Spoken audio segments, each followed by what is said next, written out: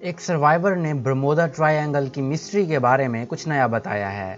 اس میں جو year craft شامل تھا وہ ایک سنگل پائلٹ انجینئرڈ بیچ کرافٹ بونانزا تھا، جس کو پائلٹ بروس اڑا رہا تھا، جس پر 2 اور پیسنجرز سوار تھے، ایک اس کا فادر اور ان کے بزنس پارٹنر۔ انہوں نے اینڈریس سے پرواز بھری جہاں سے انہیں فلوریڈا جانا تھا۔ اگر برمودا سے ایک لائن پیوٹرو تک لگائیں، پھر وہاں سے میامی تک اور اس کو پھر سے برمودا سے جوڑیں تو آپ کو ایک ٹرائی اینگل کی شیپ ملتی ہے، اور اسی وجہ سے اس ٹرائی اینگل کے اس حصے کو برمودا ٹرائی اینگل کہا جاتا ہے۔ اور دنیا پر برمودا سے زیادہ مسٹریز سے بھرا ہوا اور کوئی پلیس نہیں۔ یہ سمندر کا ایسا حصہ ہے جہاں سے سینکڑوں لوگ کبھی واپس نہیں آ سکے۔ اس کو ایلینز کے چھپنے کی جگہ، ملٹری کے سیکرٹ ایکسپیریمنٹس کی جگہ اور پتہ نہیں کیا کیا کہا جاتا ہے۔ کچھ لوگ تو اس کو ماضی اور مستقبل میں یا دوسری ڈائمینشنز میں آنے جانے کا پورٹل بھی کہتے ہیں۔ یہ کہانیاں بھلے حقیقت سے بہت دور لگتی ہوں، لیکن یہ ٹرائی اینگل اب تک 2000 شپس اور 200 ہوائی جہازوں کو نگل چکا ہے، اور بروس کا جہاز بھی اس کی شیطانی بھوک کا شکار بننے جا رہا تھا۔ لیکن بروس کے لیے یہ ایک عام فلائٹ تھی جو وہ پہلے بھی کئی بار کر چکا تھا۔ بروس کا ٹرپ عام طور پر 1 سے 1.5 گھنٹہ لیتا تھا، اور کسی طرح کی پریشانی، کسی غیر معمولی چیز یا کسی شیطانی طاقت کا اس سے کبھی سامنا نہیں ہوا، اور بروس کے ذہن کے کسی کونے میں بھی ایسی کسی چیز کا کوئی خوف نہیں تھا، اس لیے یہ ایک ریگولر فلائٹ ہی تھی۔ لیکن اب کی بار سب کچھ ڈیفرنٹ ہونے والا تھا۔ وہ غیر معمولی اور حیران کن چیزوں کا سامنا کرنے والے تھے۔ بروس نے جہاز اڑایا اور اونچائی بڑھانے لگا، اور سٹرینج چیزیں جہاز اڑنے کے فوری بعد ہی ہونے لگ پڑیں۔ صرف 1000 کے الٹیٹیوڈ پر ہی اس کو ایک چھوٹا سا بادل سامنے نظر آیا، لیکن وہ چھوٹا بادل مزید بڑا ہوتا گیا۔ اس لیے نہیں کہ پلین اس کے قریب ہو رہا تھا، بلکہ یہ چیز حقیقت میں اپنے سائز میں بڑی ہو رہی تھی۔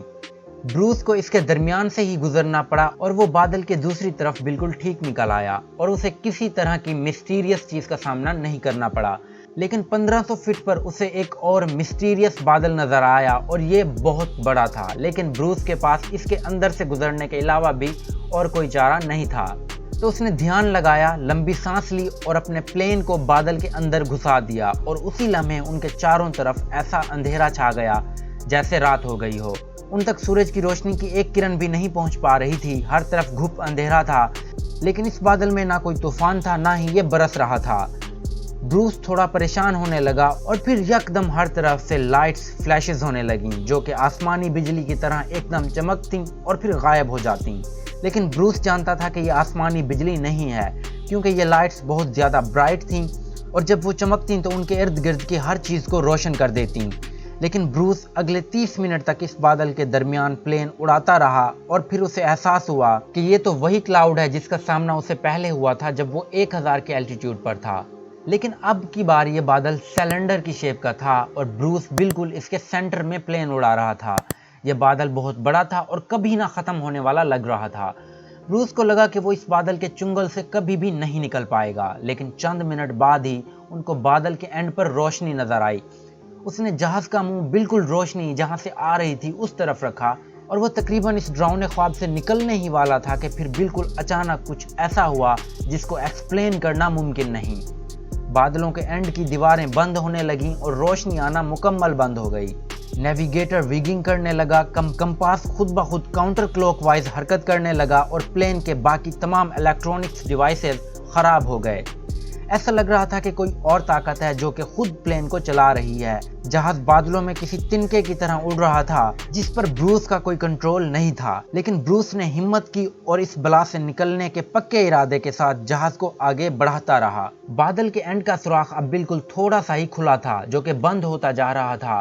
بروس کے پاس وقت بہت کم بچا تھا۔ اگلے 20 سیکنڈ اس کی زندگی کا خوفناک ترین لمحے تھے، کیونکہ اس کے پاس صرف 20 سیکنڈ بچے تھے۔ اگر وہ مس کر دیتا تو وہ اس بادل میں شاید قید ہو کر رہ جاتے۔ لیکن پھر خوش قسمتی سے بروس سوراخ کے بند ہونے سے کچھ سیکنڈ پہلے ہی بادلوں کے اس چنگل سے باہر نکل آیا۔ بروس نے بعد میں بتایا کہ جیسے ہی وہ بادلوں سے باہر نکلا، اگلے 5 سیکنڈ تک اسے سب کچھ بے وزن محسوس ہوا، جیسے کہ وہ سپیس میں ہو۔ مگر اب بروس بادل سے باہر تھا اور صرف ایک گرے ہیز باقی تھی۔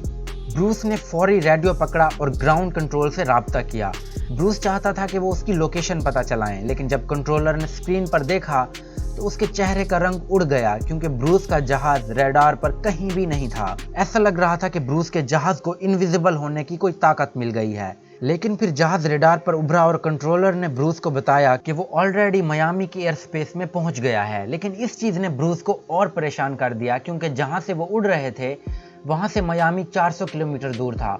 याद करें कि पहले ब्रूस को इस सफर पर 90 मिनट लगते थे, लेकिन इस दफा उसे मियामी पहुंचने पर सिर्फ 47 मिनट लगे।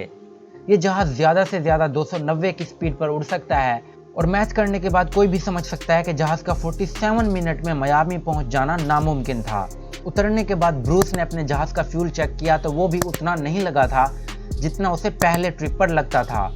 ब्रूस गलत नहीं हो सकता था। सिर्फ 23 साल की उम्र में वो 600 घंटे जहाज उड़ा चुका था। तमाम चीजों पर गौर करने से ये सामने आता था कि ब्रूस का जहाज टोटल फासले का आधा फासला किसी तरह स्किप कर गया।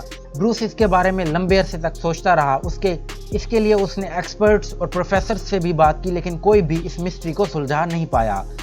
तो ब्रूस ने खुद इसको सुलझाने की कोशिश में एक थ्योरी बनाई और उस पर एक किताब भी लिखी। ब्रूस के मुताबिक ये एक इलेक्ट्रिक फोग थी, जबकि बाकी कुछ लोगों का कहना है कि इस चीज की जिम्मेदार डार्क एनर्जी थी।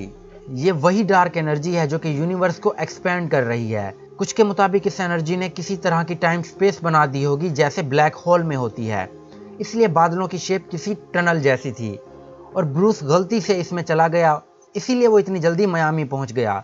लेकिन डार्क एनर्जी भी अभी सिर्फ एक थ्योरी है। आज तक इस बात की कोई रियल एक्सप्लेनेशन नहीं मिल सकी कि ब्रूस ने इतने कम वक्त में इतना ज्यादा सफर कैसे तय किया। लेकिन रिकॉर्ड्स के मुताबिक उस दिन 84 सन स्पॉट्स रिकॉर्ड किए गए थे और 7000 किलोमीटर की स्पीड की सोलर विंड्स भी, और इन्होंने जमीन के मैग्नेटोस्फीयर में गड़बड़ की होगी।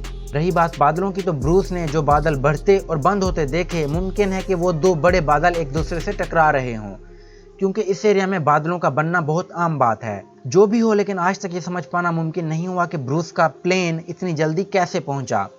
मुमकिन है फ्यूचर में इसकी कोई एक्सप्लेनेशन हो, लेकिन अभी तक ये एक मिस्ट्री ही है। ब्रूस ने टाइम ट्रैवल किया या कोई ताकत उसे बरमोदा से बचाकर मियामी पहुंचा आई? आपको क्या लगता है, कमेंट्स में बताएं। लेकिन ब्रूस का वाकया कोई सबसे ज्यादा हैरानकुन नहीं है। 1945 में आर्मी के 5 जहाज जो बरमोदा के ऊपर से गुजर रहे थे अचानक गायब हो गए। इसकी कोई वजह समझ नहीं आई। एक्सपर्ट्स ने अंदाजा लगाया कि उनका नेविगेटर खराब होने के बाद वो उड़ते रहे और फ्यूल खत्म होने की वजह से कहीं गिर गए। हैरानकुन बात ये नहीं थी कि सबका नेविगेटर एक साथ कैसे खराब हुआ, ज्यादा हैरानकुन बात ये थी कि उनको ढूंढने जाने वाली टीम के भी तीनों जहाज गायब हो गए और कभी नहीं मिले। 3 साल बाद एक पैसेंजर प्लेन जो बरमोदा ट्रायंगल के ऊपर से मियामी आ रहा था अचानक गायब हो गया। हालांकि उस दिन मौसम भी क्लीन था। इसके सिर्फ 1 महीने बाद एक और पैसेंजर जहाज इसी जगह गायब हो गया। इसमें भी 30 के करीब लोग थे। इन तमाम जहाज़ों के गायब होने की मिस्ट्रीज अब तक अनसॉल्व्ड हैं। ब्रूस खुशकिस्मत था जो उस तूफान से निकल आया। क्या ब्रूस को किसी दूसरी ताकत ने बचाया और बाकी मिसिंग जहाज वो बादल तो नहीं निकल गए जिन्होंने ब्रूस को जकड़ा था? आपको क्या लगता है, कमेंट्स में ज़रूर बताएं।